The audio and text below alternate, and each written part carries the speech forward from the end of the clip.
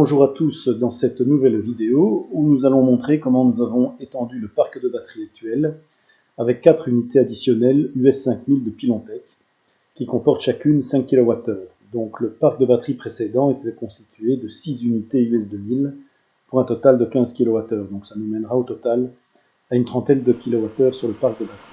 Donc la première étape est de charger les nouvelles batteries pour qu'elles aient le même voltage que les anciennes batteries, avant de les connecter en parallèle. Donc pour ce faire, on utilise une alimentation de labo qui permet le contrôle en volts et en ampères.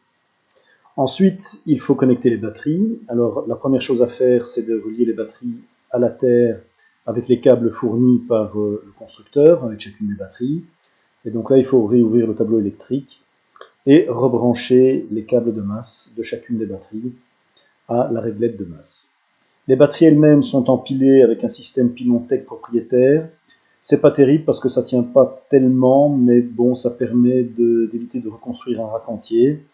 Et c'est un système de clips métalliques avec une sorte de cerceau à l'avant et à l'arrière. Les batteries elles-mêmes sont positionnées sur un petit plateau à roulettes, ce qui permettra de déplacer le rack dans une position définitive ou de simplement déplacer le rack lorsqu'on a besoin de travailler sur le système. Alors, autre point important, l'ordre des batteries.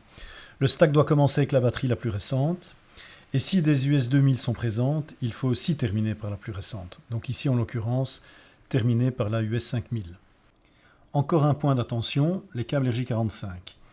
Donc ceux qui relient les batteries entre elles sont des câbles RJ45 standards comme on trouve en magasin. Par contre, celui qui relie l'onduleur au stack des batteries, c'est-à-dire à la première batterie donc, c'est un câble custom dont le pinote est montré à l'écran. Utiliser un mauvais câble peut évidemment être une cause de non-communication de l'onduleur avec les batteries. Donc c'est important de s'assurer que le câblage est correct. Alors on va procéder maintenant à l'allumage du nouveau set de batteries. Donc on enclenche le switch d'arrêt des batteries et ensuite on allume chacune des batteries individuellement au niveau du switch physique. Aussi bien sur les nouvelles que les anciennes batteries évidemment.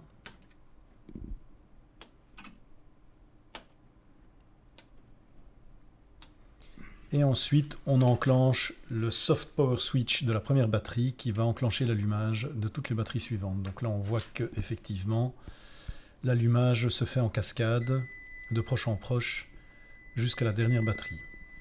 Alors là, on constate une erreur, F56, qui signifie un problème d'allumage des batteries, que les batteries n'étaient donc pas prêtes. Ensuite, on voit que l'alarme passe à 61, ce qui indique un problème de communication avec les batteries. 3 days later. Après avoir essayé tous les câblages et toutes les combinaisons possibles, malheureusement le pire des scénarios se confirme. L'onduleur WKS de 2020 est trop ancien pour supporter les nouvelles batteries US 5000 de Pilontech. Donc il va falloir upgrader son firmware. Alors pour ce faire, il faut d'abord mettre la main sur le dit firmware. Heureusement mon fournisseur What You Need a réagi immédiatement et m'a envoyé le nouveau firmware ad hoc. Donc en fait, il s'agit de 2 nouveaux firmware, un pour le CPU de l'onduleur et un autre pour l'écran de l'onduleur. Les 2 sont requis malheureusement.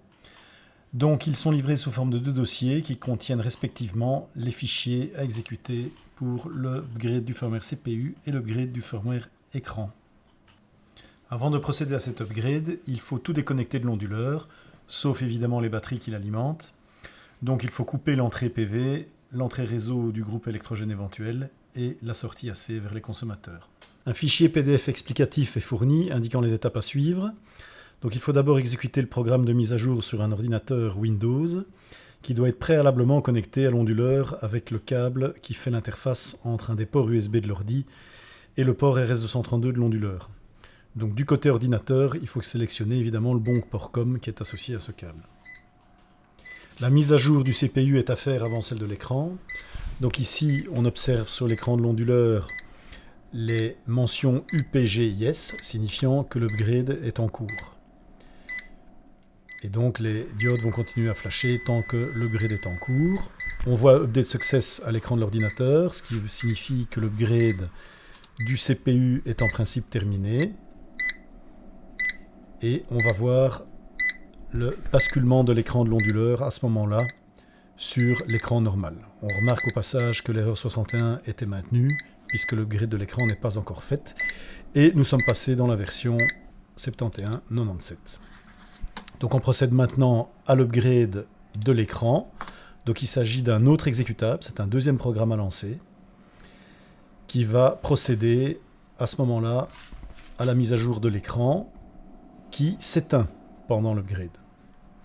Donc il faut suivre sur l'ordinateur la progression de la mise à jour. Ça prend un certain nombre de minutes. Pendant que la mise à jour se termine, j'ai étiqueté les batteries avec une numérotation indiquant leur position dans le stack depuis la master, donc la première batterie, jusqu'à la 9e batterie. Alors l'upgrade est enfin terminé, l'écran s'affiche à nouveau. On constate qu'il n'y a plus l'alarme 61 et, ça c'est super, l'icône batterie clignote, ce qui indique que la communication s'effectue bien avec les batteries. Et enfin, sur le tableau de bord de suivi, de supervision, on voit que les données sont maintenant bien reçues de la part de l'onduleur.